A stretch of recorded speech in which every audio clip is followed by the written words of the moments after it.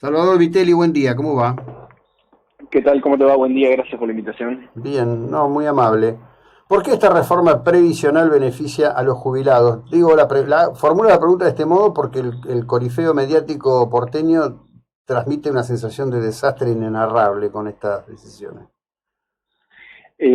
A ver, primero para entender eso hay que entender de fondo qué es lo que está sucediendo con la nueva fórmula y me parece que allí hubo observaciones bastante esquivas con respecto a la cuestión de fondo que está sucediendo y qué mira de cara hacia adelante para la fórmula previsional. A ver, primero lo que se va a estar haciendo es una recomposición de un 12,5% para abril y al mismo tiempo, desde abril se va a ajustar con la inflación de febrero, ¿sí? La que ya pasó del 13,2%. En mayo se va a ajustar por la inflación de marzo, en junio se va a ajustar por la inflación de abril y al mismo tiempo allí se va a calcular el haber que deberían haber recibido en el caso de haberse mantenido la fórmula anterior, la fórmula que se legisló en el gobierno anterior. De esa manera, lo que se hace es evitar la judicialización, porque en definitiva, ahí lo que estás haciendo es permitir que la fórmula anterior muestre cuánto deberían haber recibido versus lo que recibieron, y de ahí se saca la diferencia. Dicen, bueno, ok, esta fórmula nueva da más que lo que hubiese dado la anterior, se incorpora al haber, y si la fórmula anterior da más, se saca la diferencia y también queda ya contemplado. Entonces, de esa manera no hay perjuicio al haber previsional y queda actualizado y con esto evitan la judicialización. ¿Qué es lo que permite todo esto? Básicamente, permite de que con el alza inflacionaria que tuvimos no haya tanto rezago, es decir, no haya tanta demora entre Ujú. la actualización que reciben los jubilados y la inflación que va sucediendo. Recordemos que ahora la última actualización que tuvimos para los saberes de marzo, abril y mayo fue del 27,18%, que esa actualización se dio en febrero cuando ya habíamos pasado una inflación muy fuerte de noviembre, diciembre y enero. Entonces Ujú. estamos hablando de un rezago muy fuerte que tenía y que además la fórmula anterior no funcionaba y no tenía en cuenta los parámetros inflacionarios, sino que iba por recaudación y también el aumento de los saberes medios. El problema, que es lo que yo destaco, es de que hoy en día lo que estás haciendo estás indexando, es decir, ajustando por inflación a niveles muy bajos de poder adquisitivo de los Ujú. jubilados. Estamos hablando de que el haber mínimo pasa a ser 171.000 pesos, que en términos históricos, si uno ajusta todos los haberes por inflación, te da de que es un número bastante bajo. Entonces estás básicamente indexando, estás permitiendo de que no pierdan contra la inflación, pero al mismo tiempo estás haciendo de que no vayan a ganar demasiado contra la inflación. Entonces, si el programa económico es exitoso, si logra bajar la inflación, si vamos a un sendero de crecimiento, los saberes van a quedar congelados, llamémosle, en niveles de poder adquisitivo muy bajos. Claro, claro. Ahora, venimos arrastrando esta situación. En su momento, el gobierno de Macri impulsó una ley que fue una de las primeras medidas que tomó Alberto Fernández, que fue impulsar su derogación y cambiarla por otra ley. De todo ese escenario, ¿cuál era el que mejor respondía al requerimiento de que las personas tengan una jubilación razonable? Y si uno lo mira en retrospectiva, la ley que estaba anteriormente, la de Mauricio Macri, hubiese sido una ley que no le hubiese permitido perder tanto a los jubilados. Pero bueno, siempre pensándolo con el diario del lunes, a mí me gusta pensarlo hacia adelante, por eso es que comento esto de lo de qué pasa si Ujú. todo esto sale bien, termina siendo no tan beneficioso, por eso yo no descarto otra fórmula jubilatoria de cara hacia el mediano plazo.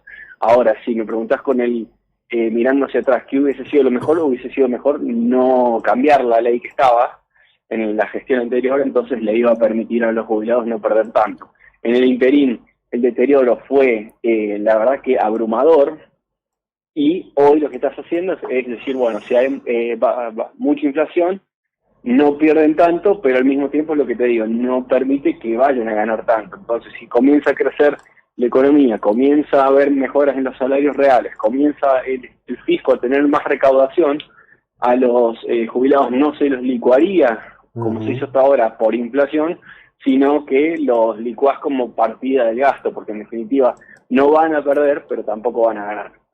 Sí, claro. Ahora lo que tenemos es un enorme desafío hacia adelante de qué tipo de esquema para jubilar a las personas tiene que tener Argentina, ¿no? Porque esto es una serie de parches, cambios, idas y venidas, y encima el fenómeno destructivo de la inflación que licúa el valor del dinero, ¿no?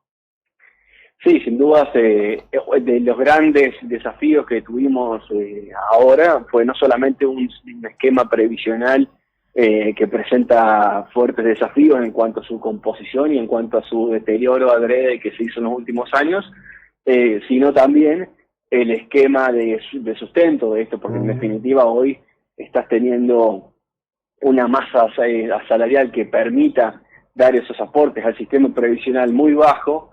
Tenemos ingresados al sistema previsional 3,5 millones de jubilados con moratoria, mientras que tenés 1,5 sin moratoria, es decir, que realizaron los aportes. Ahí tenés un desbalance muy fuerte, y que además la inflación fue haciendo el trabajo sucio y al mismo tiempo no permitiendo que crezca el empleo privado, que también es un poco el que te da sustento a esta maquinaria en lo que es el respecto al sistema previsional. Entonces tuviste de cierta manera todos los factores involucrados para que hoy tengamos un cierto desastre en el sistema previsional, haciendo que los jubilados cobren haberes paupérrimos, incluso habiendo hecho todos los aportes durante toda su vida. Sí, claro, bueno, ahí hay una asimetría enorme.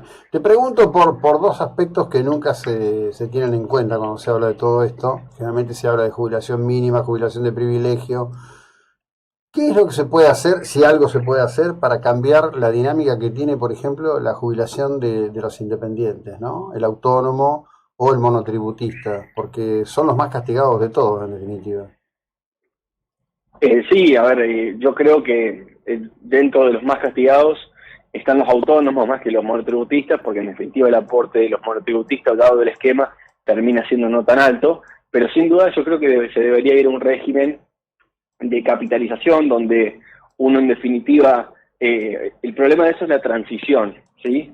Que hay distintas maneras o por lo menos hay distintas ideas para las cuales se podría llegar a resolver, pero en el mediano plazo uno lo que podría pensar es en un sistema de capitalización donde uno lo que aporta vaya a ser lo que recibe, obviamente con la seguridad jurídica correspondiente, que no suceda lo que sucedió hace casi unos 20 años atrás, y volver a un sistema más, por lo menos, justo en términos, no solamente para aquellos que aportaron algo, sino también para aquellos que aportaron mucho, y pueda volverse también un sistema sustentable, porque si no, de vuelta, volvemos al esquema donde nadie quiere aportar porque los haberes que reciben son paupérrimos. Entonces eso también te hace un desafío al sistema, porque hoy en día el trabajador, ya sea privado, independiente, etcétera, quiere aportar lo menos posible porque tiene la idea y la conciencia de que va a recibir una jubilación paupérrima. Entonces eso te pone en conflicto con la sustentabilidad del sistema previsional actual, y uno debería ir hacia una transición donde, por ejemplo, se pueda materializar el ahorro que está haciendo cada uno en términos de aportes, no solamente lo que hace la patronal, sino también lo que hace al recibo de sueldo, que lo pueda capitalizar, e incluso en el momento de la transición, de que el Estado le pueda dar un bono para que el Estado no deje de percibir automáticamente ese aporte, que le pueda dar un bono futuro. En la medida que la economía vaya avanzando, ese bono la persona lo podría ir cobrando, pasaría a ser parte de su jubilación, y en la transición el Estado no se quedó sin financiamiento. Eso podría ser una posibilidad, y bueno, volver a un esquema donde sea un poco más acorde, o por lo menos simétrico, el aporte versus el haber que recibe el último. Claro, es muy complicado encontrar una salida con todo esto, ¿eh? La verdad que es muy, muy complicado encontrar una salida con todo esto. Pero bueno, me conforta saber que en principio la intención y lo que se pone en marcha, porque además he visto algunas comparativas en donde muestran lo que cobraría hoy alguien con el esquema de Alberto Fernández y lo que va a cobrar ahora, ¿no? Y la diferencia es significativa, aunque por supuesto no es ningún lujo el monto de dinero que reciben, ¿no? No, hay que ser claro con eso, no es ningún lujo, ningún aumento que sea que vaya a sacar a los jubilados del estado en el que están.